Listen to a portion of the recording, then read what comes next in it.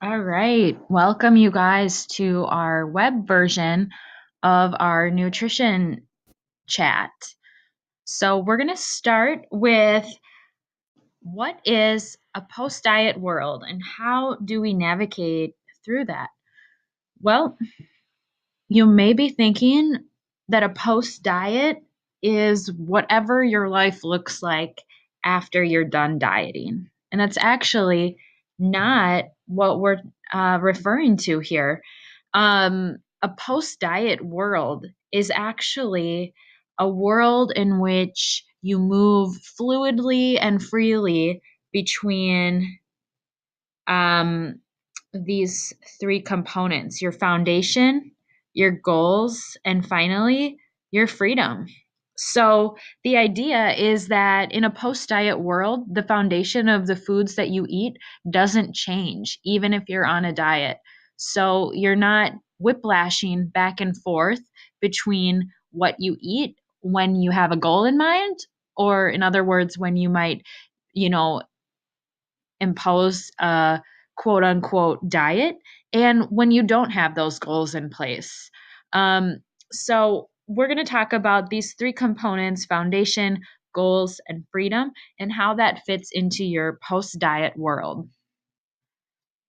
So, we'll just start with what is the best diet. Let's just get that out of the way first. So, there's many different diets in the world: paleo, Atkins, Mediterranean, South Beach, DASH, so on and so forth. And every year, US News and World Reports comes out with their own rankings of what is the best diet. Ironically, every year, US News crowns a different diet as the best diet. So, what we need to get to the bottom of is why hasn't a single diet stuck?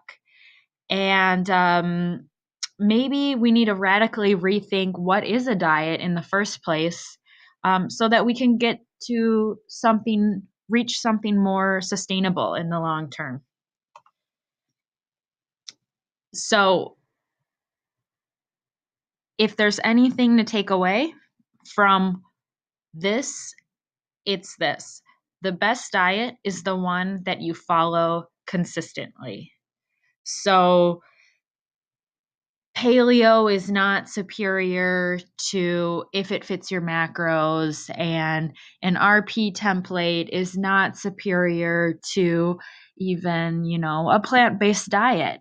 The best diet is always the one that you can follow consistently, the one that best aligns with your values and your goals.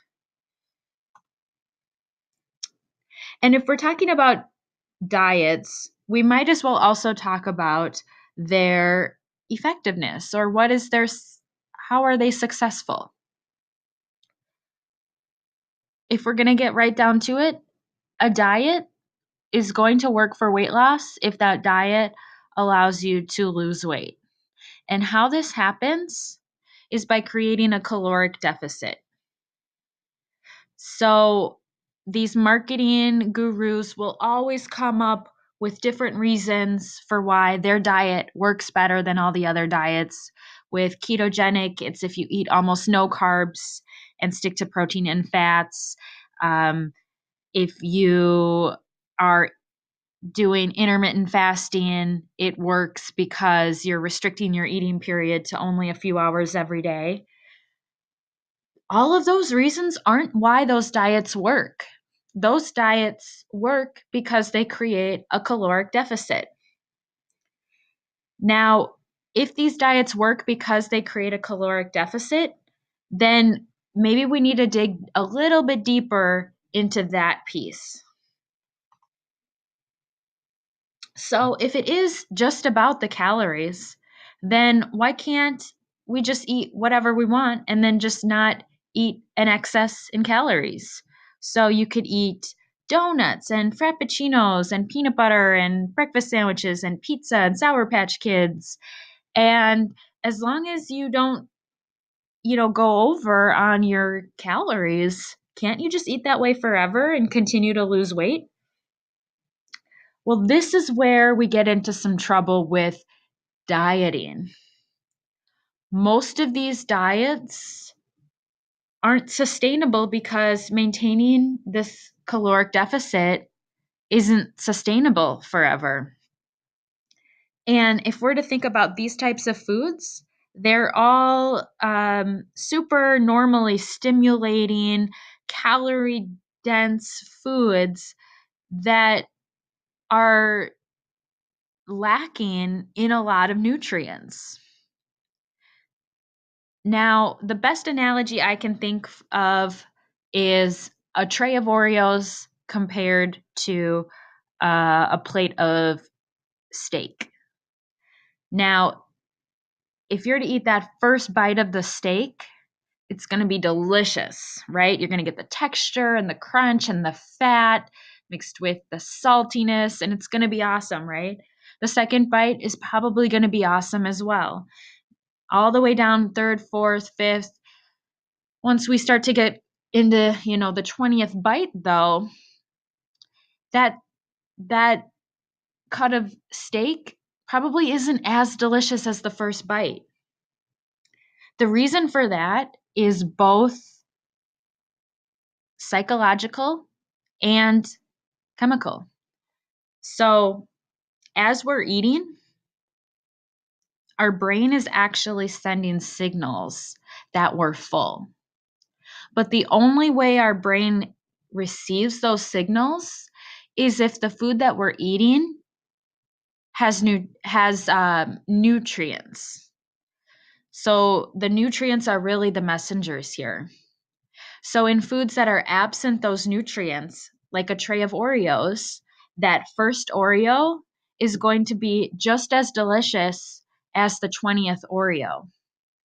And it's probably not until you've way overeaten, you've had the entire tray, that maybe you start to feel sick and uncomfortable.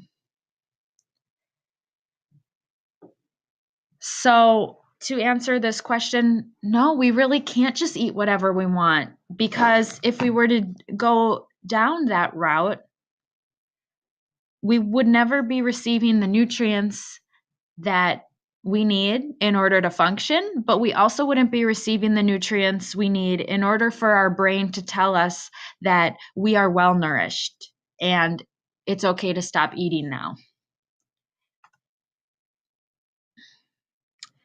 And I might have stuck on that last slide a bit too long because these are the reasons that we just kind of laid out. So I'll let you take a minute to read over those just to let it sink in one more time.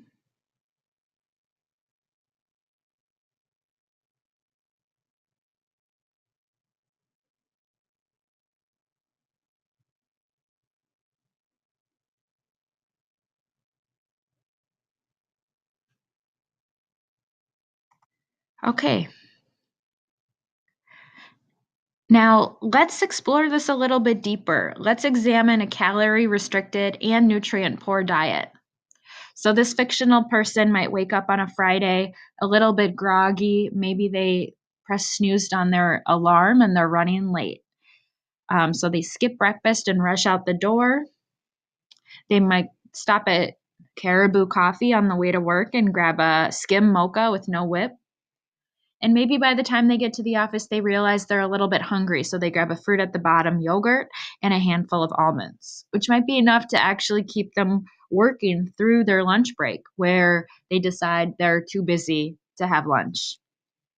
Maybe by 2:30 p.m., their stomach does start to grumble. So they grab a banana and maybe even a roll of deli meat.